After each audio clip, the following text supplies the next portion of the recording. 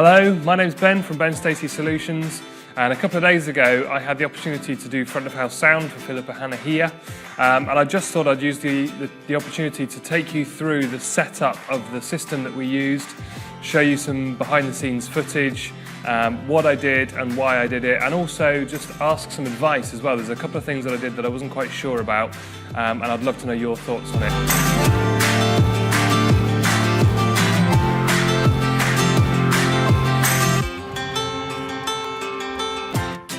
The evening itself went really well, but as I'm sure you can imagine, it was fairly manic and I didn't have time to get this footage on the night. However, I did get some other bits of footage of the actual performance, and I'm going to try and cut those into this video so you can see what we did. I've got a few questions as we go along. There's a few things, particularly with regards to the lighting, that I wasn't quite sure about and how I should have done them. So I'd love to know your thoughts and your comments. I'm a sound engineer by training. Lighting is entirely self-taught, so I don't really know what I'm doing with that. I've just kind of made it up as I'm going along. I think it's turned out fairly well. I think it looks quite good, but it would be great to know your thoughts and to know what you would have done and perhaps how you would have made things better or different. The event took place here at Swallownest Baptist Church, and the church here actually has a full PA, full video and some lighting gear already installed in the building. So what I was doing actually was just augmenting some extra stuff into what was already there. So it's not a full system that I provided, but I just provided some extra equipment on top of what was already here, just to help with the event overall. I'll take you through, as I say, what I provided, what was existing, and let you see how I did the system on the night.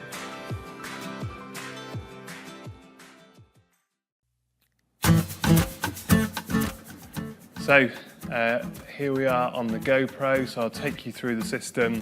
I don't have a screen on this GoPro, so I've got no idea what you can actually see, but hopefully you can see enough of what's going on here. So this was my end, this was where I was for the night. As you can see, we've got two mixers in here. I was mixing front of house sound on this, the Behringer X32 compact console. I was really pleased in the end that I put this in. There was a couple of things that I did on this that I will take you through that I was really glad that I had on the night. So the first thing that I did on this console, we've got multiple layers as you'd expect on a digital desk. The first layer, the event itself, there were kind of two acts that played. There was Philippa Hanna was the main act, and she was playing with her husband Joel. But before her, Philippa actually came with her dad, Pat, who was here. He did a couple of songs before Philippa got on. So what I did was I put Pat's guitar and vocal on the first layer. Pat was playing his guitar through a guitar amp, so we had a mic on the guitar amp and a DI. The amp had a DI out, so we took a DI out feed out of the amp as well, so I had the two. Actually, to be honest, I mainly just used the DI out. I didn't really use the mic very much. The amp itself in the room this size was creating enough sound to pretty much fill the whole space, and the DI feed just gave it enough of extra sound that I didn't really need the mic anyway. So I didn't use the mic on there, just had the DI.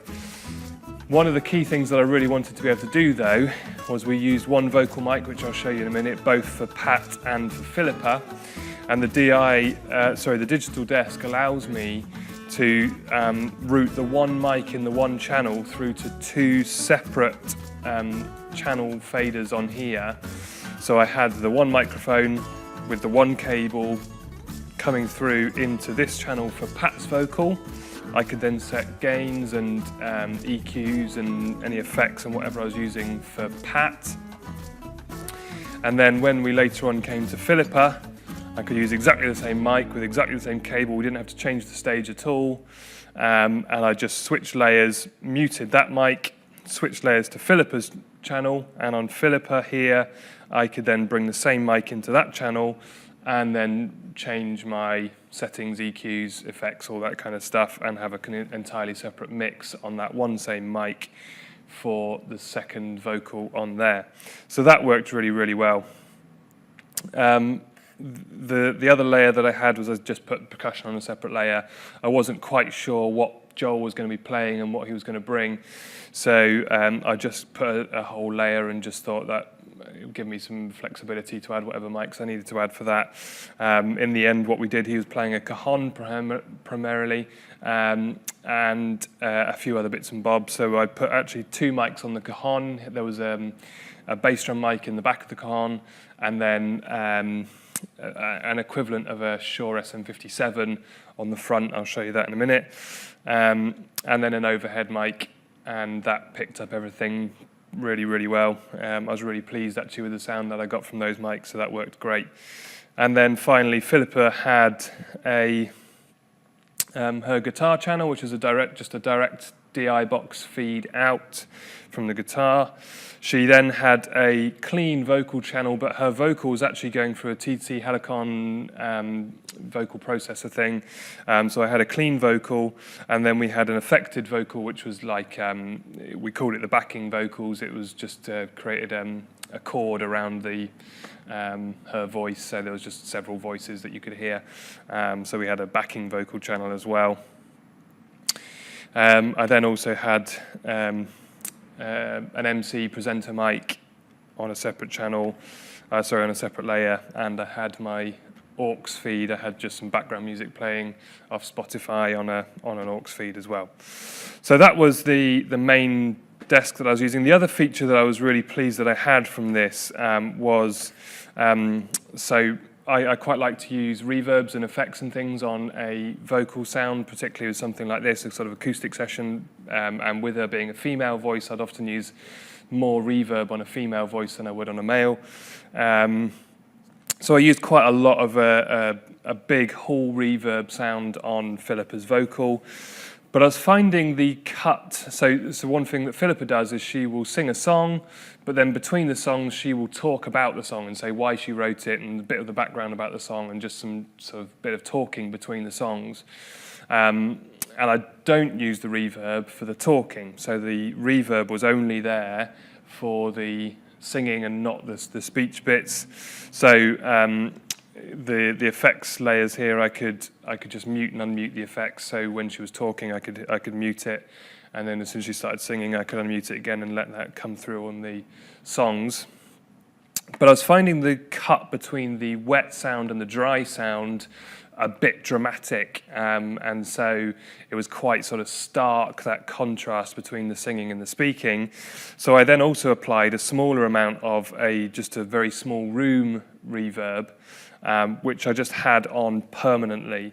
So even when she was speaking, there was just a very small room reverb on her voice, which just softened it a little bit. So that contrast between the two was much less dramatic, which I thought that worked really well and was quite helpful. The other thing in here that I was also playing with was the pre-delay on the reverb. Previously, so the church has the analog console here, and we do use effects. We've got a Lexicon effects processor on here, which we will use, but the control on that is far less effective as what we've got on here. And I was using the pre-delay a lot more on here than I would otherwise have done. And so again, on here, would quite often use a reverb and a delay. But the pre-delay on the reverb actually was giving me enough of an effect on there, of the delay effect, that I wasn't actually adding any additional delay to it. I was just using that pre-delay, and I was really glad that I had that as well. That was another really useful feature that I was able to use on here. So yeah, all in all, really glad that I put this console in. So this was the console I was using. I actually did have, as you can sort of see, there's a lot of messy cables going over here.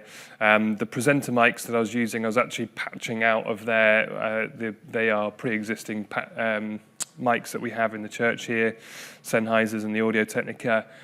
Fantastic, actually. So the two Sennheisers are on body packs for lapels and headsets. The Audio-Technica, I can't actually remember which range it is, 3000, the 3000 series. But it's a fantastic handheld condenser mic. It's this one here. Really, really great sounding mic. I love this mic, fantastic mic.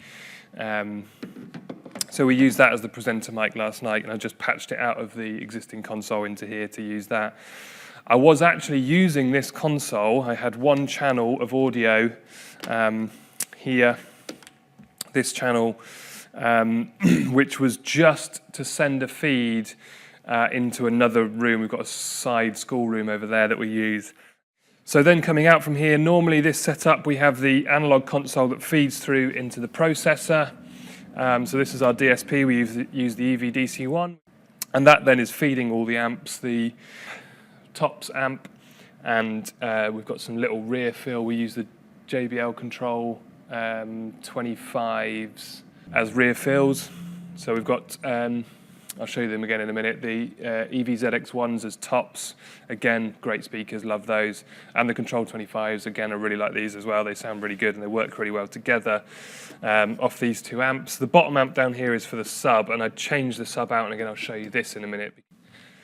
So as I say, normally we use passive monitors powered off that other amp back there, but these are active, so just took a feed off the desk. I was using just in that rack, you can see there's a digital stage box. So we ran the sound down from there and then just patched into monitors. So we had 2 wedges and then 2 in-ear packs. So they had a mixture of wedges and in-ears. And then also we took a feed to this sub. So these are the subs. That's the one that we normally use.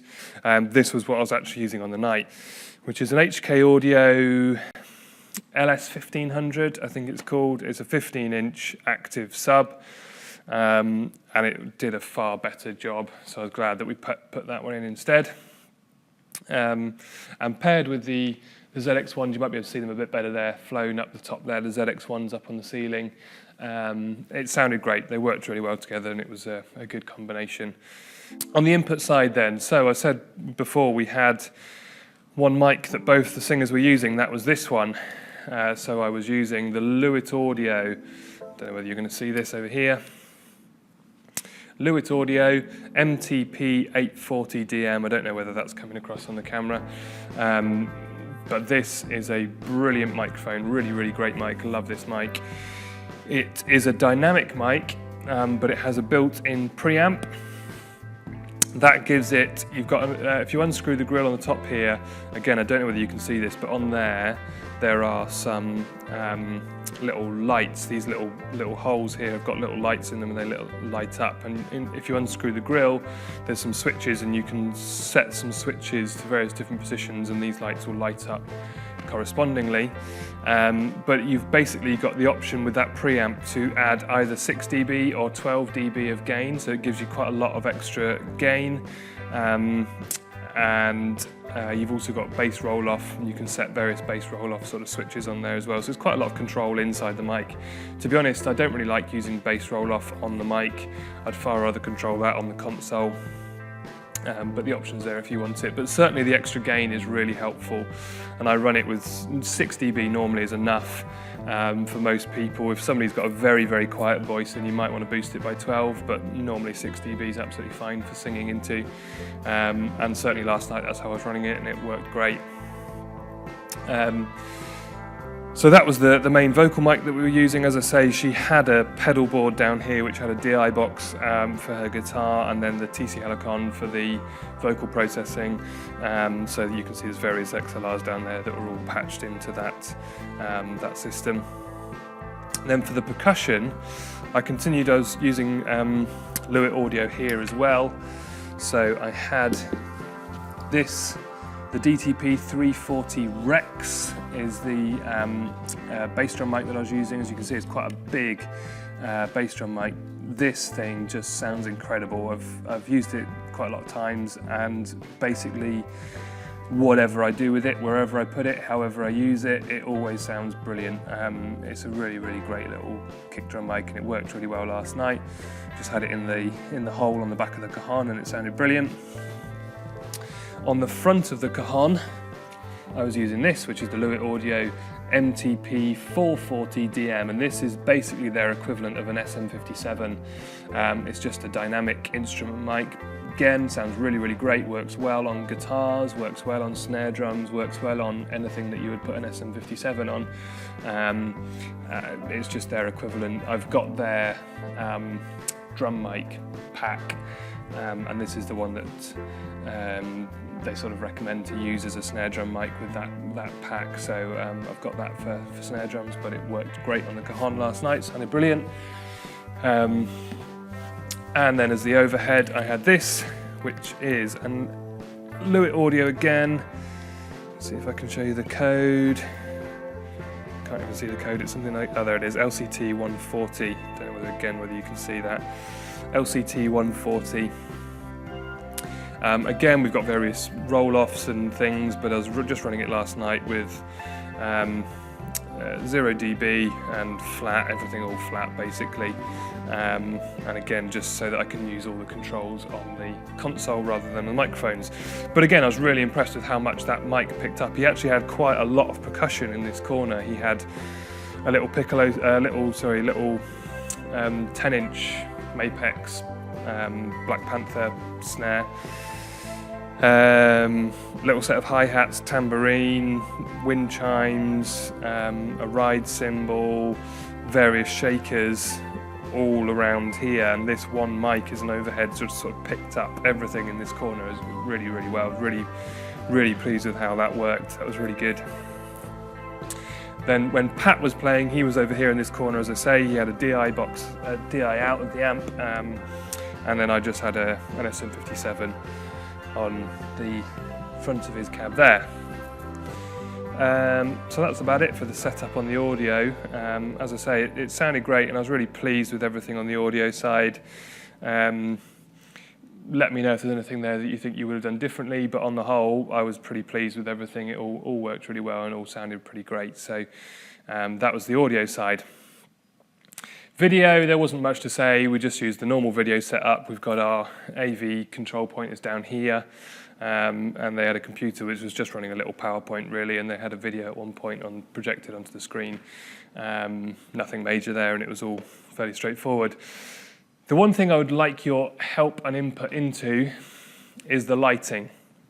So as I say, I'm not a lighting engineer. I don't really know much about lighting, but this is what I did. And I thought it seemed to work quite well, but it would just be good to know your thoughts on it. So we have got, I don't know how well you're going to see all of this, so I've got house lights on at the minute. We didn't have those on last night, but up here we've got two, they're all LED, two white lights up there, sort of two main white lights, which seem to give good white light on the front of the stage, and then I've got two white lights here. Now you can see probably one of those there has dropped its green. For some reason the green's not working on that one, which is why it's kind of gone purpley, but these are just a bit of side fill white light, and again, it's, other than the purpley one, they seem to work and they seem to be okay, but not the best but not the worst either. This was what I changed most of all, was all of this here. Normally we don't have the black sheet on the background. I put that in because I was quite keen to use these lights. So obviously I know quite often people would use those, the Robe, they called the Spiders or something like that. They're the big round lights that people use up on the stage like this. I don't have any of those. These are just a basic Parcan. They are tungsten fittings. They're just a bog standard basic Parcan. But in order to give them that sort of slightly bigger look, I used a chrome set of barn doors on there, which the light just sort of reflects off those a little bit. It just seemed to give it a bit of a bigger surface area with a bit more light reflection off those, and that I think that seemed to work quite well. But the only stands I had for those were a pair of black speaker stands. I do have white speaker stands as well, but I wanted to go with the black ones. So I put the black drape on the back, and with the black speaker stands on, actually they didn't really stand out all that much. I know normally I'd use a tank trap and things, but again I didn't have a tank trap, so I just went with the speaker stand because it was what I had. But disguising it against the black drape on the background, I think actually I got away with it, and it kind of works quite well. It didn't seem too bad to me, but I'd like to know your thoughts on that, and I'd like to know what you think to that, and whether you think that works, or whether you think you would do something different. But they seem to work all right to me. The other thing that we've got is down here on the floor. Again, I don't know how much of this is going to come across on camera, but there are 4 LED par cans that have got some colour. The 2 outside ones are doing a purple colour. The 2 middle ones are doing a kind of blue colour. I don't know if I come in a bit more over the top whether you'll see that kind of colour. So this is a very sort of pale bluey green colour, and then the 2 outsides are doing purple. But I wanted to have more of a mixture of colours coming up the back. So what I've actually done is sandwich those. If I come around here, you might be able to see this. So there's par cans, row of par cans in the middle, and then a strip light in the back behind it. And the strip light's just doing a purple. But then when you mix that with the greeny blue, you get more of a variation of colour, which, again, I thought that kind of worked quite well. And as a colour combination, I really like purple and gold. So I went with the amber light here at the front, which, again, I just thought worked really nicely with the purples, and again the lights at the top, being the tungsten type fixtures, they give that really nice warm kind of goldy colour anyway. So the amber LEDs and the gold of those lights I thought again worked really well with the purples, and that was a nice colour combination. And the other thing I also really liked was the way that the amber strip light at the bottom was reflected off. It's got these little reflectors on them. Again, I don't know that you can see this, so the light fitting has got this reflector piece on it, which I guess just helps to direct the light a little bit. But from in front, the amber light is just reflecting off those, and it's almost like a double layer of light. So I quite like that reflection. I thought that effect was quite cool as well, and worked quite well. But again, tell me your thoughts. Let me know what you think of that. That'd be cool. And then the final thing I've got is this cross, which again I quite like to use quite often. I think it works really well. This is one I've actually made. So it's just a basic wooden cross, but if you look to the back, hopefully you can see this, it's got a set of LEDs that run around the back of it. The effect of this isn't so pronounced on the black drape. If you've got it against a light coloured wall, that backlit cross looks really, really cool. The LED lights on the back of it like reflect back, and you get almost a silhouette of the cross with the light behind it. It doesn't work quite so well on the black drape, but you can probably just about see that sort of glow around the back of it a little bit. That was the one thing that I was sort of least sure about on the black drape. I didn't think that worked quite so well, as I say, but it did the job, and hopefully it sort of added a little bit of something to the stage as well. So that was the lighting things. Another thing that I wasn't so keen on, the one thing I don't like about this stage very much is the doors off the side of the stage. 2 doors either side. They both do get used, but they're just a bit of a pain, and I think they're a bit ugly on the back of the stage. I don't think they work particularly well. Certainly from an aesthetic point of view, they just look a bit ugly, and they're a bit cluttered. They just make the stage look a bit messy, particularly for any sort of video work or anything like this. They're just a bit, yeah, I don't like them very much.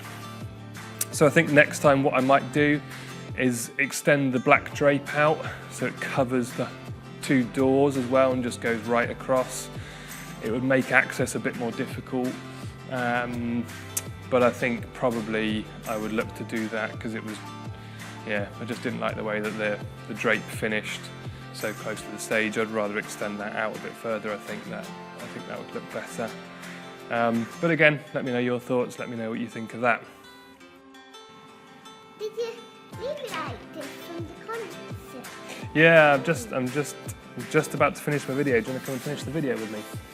Yeah. What? Can you see the camera over there? Yeah.